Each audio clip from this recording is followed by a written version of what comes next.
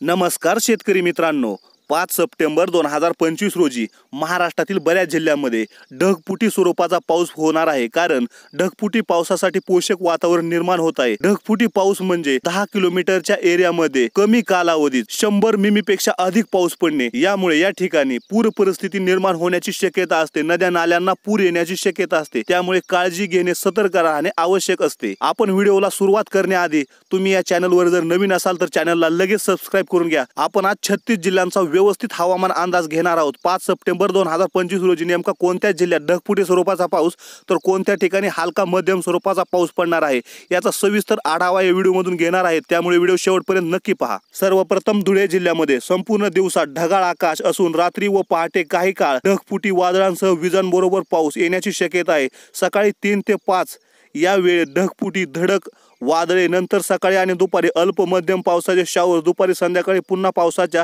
तुकड्याची येण्याची शक्यता आहे। या ठिकाणी येलो वॉच जारी आहे। नंदुरबार जिल्ह्यामध्ये सुद्धा रात्रीपासून सतत पावसाचे टप्पे, रात्री व पहाटे विजांसह ढगफुटी, सकाळपासून दुपारीपर्यंत सलग पावसाची रेन शॉवरची शक्यता जास्त, दुपारनंतरही अनेक तास पावसाच्या तुकड्या राहतील। एकूण पावसाचे प्रमाण जास्त असू शकते। ठिकठिकाणी सातत्याने पावसाची शक्यता आहे। जळगाव जिल्ह्यामध्ये सुद्धा रात्री व पहाटे स्थानिक ठिकाणी ढगफुटी, वादळे, सकाळी ते दुपारी शॉवर्स, काही वेळा मध्यम पावसाच्या टप्प्यासह दुपारी ते संध्याकाळी काही तास थोडा जास्त पाऊस शक्य। संपूर्ण दिवसात ढगाळ हवा वातावरण राहील। या ठिकाणी सुद्धा येलो वॉच जारी आहे। नाशिक जिल्ह्यामध्ये सुद्धा सकाळपासून शॉवरची सुरुवात, दुपारी सायंकाळी देखील वारंवार पावसाचे टप्पे, रेन शॉवर्स, काही वेळा ढगफुटी सुद्धा येण्याची शक्यता। संपूर्ण दिवसात ढगाळ वातावरण राहील। या ठिकाणी IMDने येलो वॉच लावला आहे। या ठिकाणी थंडी हिवाळ्यासारखी थंडगार वातावरण राहण्याची शक्यता आहे।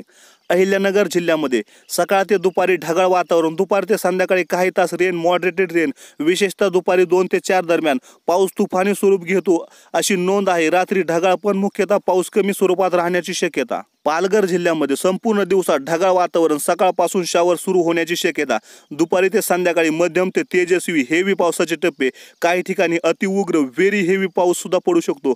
समुद्रकिनारी भागांमध्ये वरच्या स्तरातील हवेमुळे तुफानी स्क्वेल वारे उमटतील। ठाणे जिल्ह्यामध्ये 5 सप्टेंबरला मध्यम ते जाडीदार हेवी पाऊस, काही ठिकाणी आयसोलेटेड व्हेरी हेवी रेनफॉल किंवा ढगफुटी, थंडरस्टॉर्म येण्याची शक्यता। उत्तरेकडील तालुके, घाटांच्या जवळ पाऊस जास्त होऊ शकतो। मुंबई सिटी आणि मुंबई उपनगर या ठिकाणी मुंबईमध्ये 5 सप्टेंबर रोजी हलका ते मध्यम शॉवर्स पासून दुपारी ते संध्याकाळी मध्यम ते अति तीव्र पावसापर्यंत काही भागात isolated heavy very heavy showers व थंडरस्टॉर्म होऊ शकतात। IMDने मुंबईसाठी येलो अलर्ट जारी केला आहे। ठाणे, पालघर, रायगड काही भागांना ऑरेंज अलर्ट आहे। रायगड जिल्ह्यामध्ये एकंदरीत संपूर्ण दिवस ढगाळ मध्यम ते व्हेरी हेवी पाऊस येण्याची शक्यता। किनारपट्टीवरती भागात स्क्वेली, गेस्टी वाईड्स व उंच लाटा, विशेषतः दुपारी ते संध्याकाळी पावसाचे तुफान टप्पे येऊ शकतात। अलर्ट या ठिकाणी ऑरेंज अलर्ट जारी आहे व्हेरी हेवी रेनसाठी। रत्नागिरी जिल्ह्यात कोकणात असल्यामुळे रत्नागिरीत 5 सप्टेंबरला very heavy to heavy rainfall येण्याची शक्यता जास्त आहे। आयसोलेटेड एक्स्ट्रीमली हेवी शॉवर्स आणि थंडरस्टॉर्म विजांबरोबर शक्य। या ठिकाणी सुद्धा समुद्रकिनारी भागात लाटांची वाढत्या शक्यतेमुळे किनाऱ्यावर जाणे टाळावे। सिंधुदुर्ग जिल्हा कोकणाचा दक्षिण भाग हेवी टू व्हेरी हेवी रेनफॉलची तीव्र शक्यता आहे। काही ठिकाणी अतिशय तात्काळ प्रमाणात पाऊस व्हेरी हेवी येऊ शकतो। समुद्र किनाऱ्यावर खूप गारवा, स्क्वेली कंडिशन असण्याची शक्यता आहे। समुद्र किनारा, नौका विहार, मासेमारी पूर्णपणे टाळावी। कोल्हापूर जिल्ह्यामध्ये घाट भाग व आसपासच्या भागात मॉडरेटेड टू हेवी रेन, घाटात आयसोलेटेड व्हेरी हेवी रेनफॉल व वाऱ्यासह थंडर होळे होऊ शकतात। IMDने मध्य महाराष्ट्र व कोल्हापूरच्या बहुताल हेवी टू व्हेरी हेवी पाऊस असे नोंदवले आहे। पुणे जिल्ह्यामध्ये एकंदरीत सामान्यतः ढगाळ हवामान, शहर व आसपासच्या पठारी भागात हलका ते मध्यम पाऊस शावर्स मुख्यतः शक्य। घाट, रस्ता आणि उतारावर isolated heavy to very heavy rainfall, अचानक या ठिकाणी जाड पाऊस होण्याची IMDने नोंद आहे। सातारा जिल्ह्यामध्ये सामान्यतः हलका ते मध्यम पाऊस, घाटवाले भाग आणि उंचीवर लोकलाइज्ड हेवी शॉवर्स येण्याची शक्यता।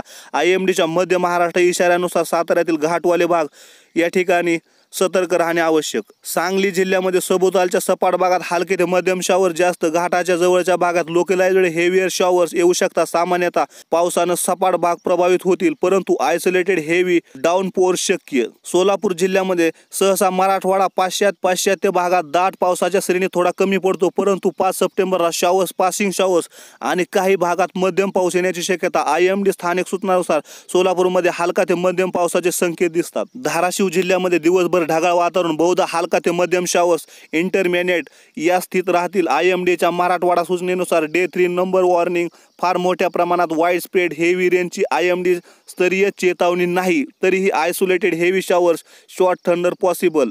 लातूर येथे 5 सप्टेंबरला ढगाळ वातावरण व विरळ मध्यम शॉवरची शक्यता. स्थानिक मॉडेल वेब फॉरकास्टनुसार पावसाची प्रोबॅबिलिटी कमी ते मध्यम, काही वेळा 10 ते 30% पर्यंत दिसून येते. IMDचा मराठवाडा इशारा त्या दिवशी व्यापक चेतावणी देत नाही. नांदेड जिल्ह्यामध्ये 5 सप्टेंबरला ढगाळ ते हलका मध्यम शॉवर्स. IMDच्या मोठ्या चित्रनिर्देशामध्ये मराठवाड्यासाठी त्या दिवशी नो मेजर वॉर्निंग आहे, परंतु आयसोलेटेड थंडर शॉवर्स येऊ शकतात. सकाळी हलका पाऊस, दुपारी ढगाळ, काही ठिकाणी शॉवर, संध्याकाळी विरळ पाऊस.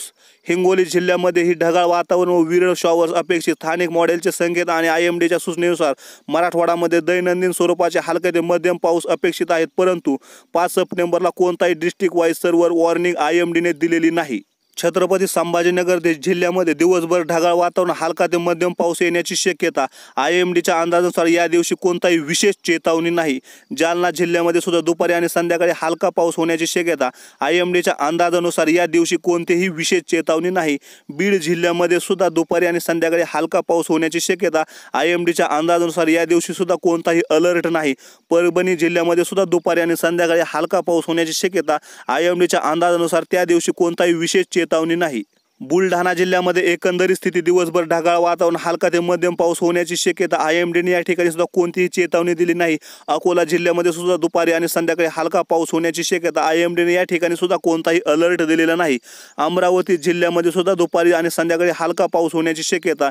या ठिकाणी सुद्धा कुठलाही अलर्ट नाही. वाशिम जिल्ह्यामध्ये सुद्धा अशीच परिस्थिती आहे. यवतमाळ जिल्ह्यामध्ये दुपारी आणि संध्याकाळी वादळ, विजांचा कडकडाट आणि ढगांचा गडगडाट होण्याची शक्यता. IMDच्या अंदाजानुसार या दिवशी वादळ, विजांचा कडकडाट आणि ढगांचा गडगडाट होण्याची शक्यता जास्त आहे. वर्धा जिल्ह्यामध्ये, नागपूर जिल्ह्यामध्ये, चंद्रपूर जिल्ह्यामध्ये सुद्धा सर्वच ठिकाणी अशा स्वरूपाची परिस्थिती आहे. या ठिकाणी दुपारी आणि संध्याकाळी वादळ, विजांचा कडकडाट आणि ढगांचा गडगडाट होण्याची शक्यता आहे.